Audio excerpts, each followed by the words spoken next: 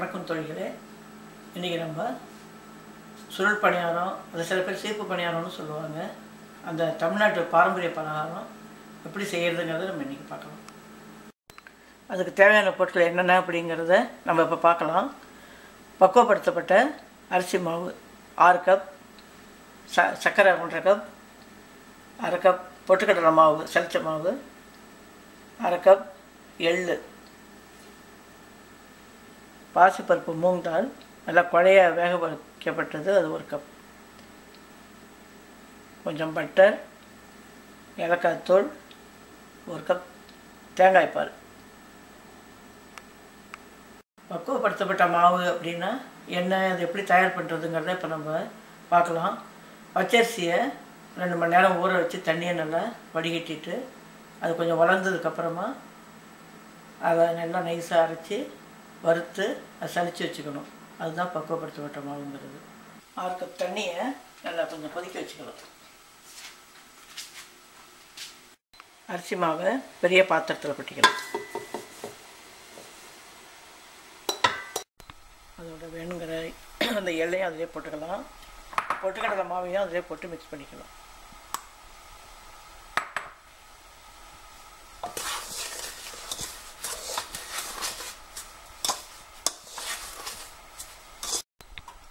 தண்ணி கொதிச்சிட்டுது. இப்போ இந்த சுகர் அதில் போட்டுடலாம்.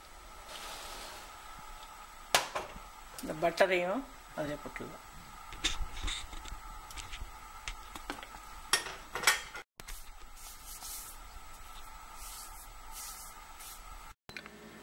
பட்டர் கரைஞ்சிடுச்சு.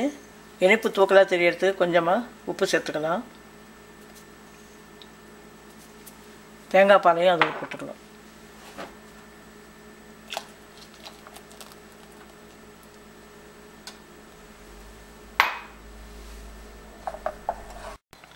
தேங்காய் பால் ஊற்றி ஒரு கொதி வந்ததும் அதை எடுத்து மாவில் ஊற்றி அதை கலக்கிடலாம்.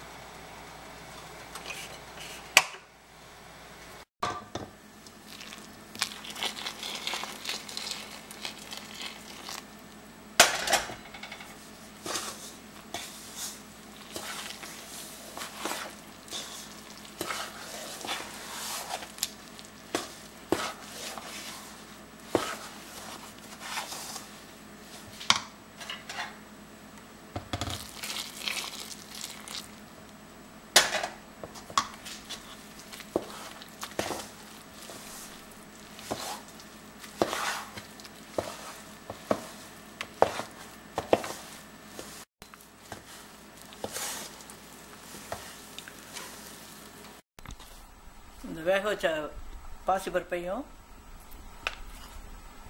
ஏலக்காய் தூளையும் அதில் சேர்த்துக்கலாம்.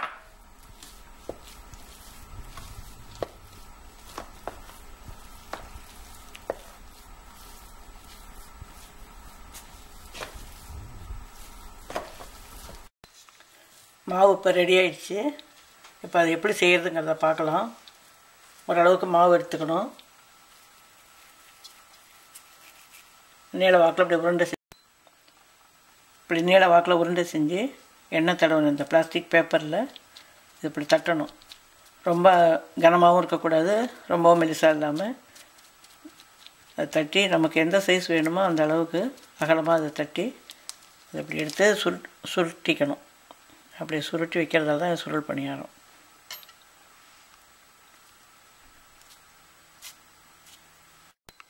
இது மாதிரி கொஞ்சம் செஞ்சு ரெடி பண்ணி வச்சுக்கணும். இது கொஞ்சம் ஒரு 1/2 மணி நேரத்துக்கு மேலே வளர்ந்ததுக்கப்புறமா தான் எண்ணெயில் போடணும். இப்போது இது வளர்ந்துடுச்சு, எண்ணெயில் போடலாம்.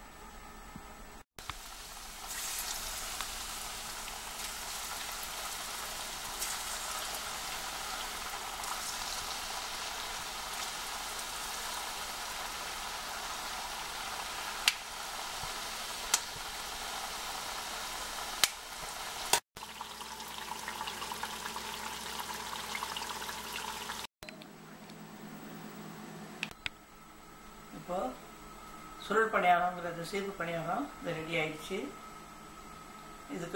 இதில் வந்து நம்ம தேங்காய் பால் சர்க்கரைலாம் போடுறதுல ரொம்ப டேஸ்டியான ஒரு பலகாரமாக இருக்கும். இது இதுக்கு வந்து பக்குவப்படுத்தப்பட்ட மாவு அப்படிங்கிறத நீங்கள் வீட்டில் தயார் பண்ண முடியலன்னா கடையில் இடியாப்ப மாவு விற்கும். அந்த இடியாப்ப மாவுலேயே இதை செய்யலாம்.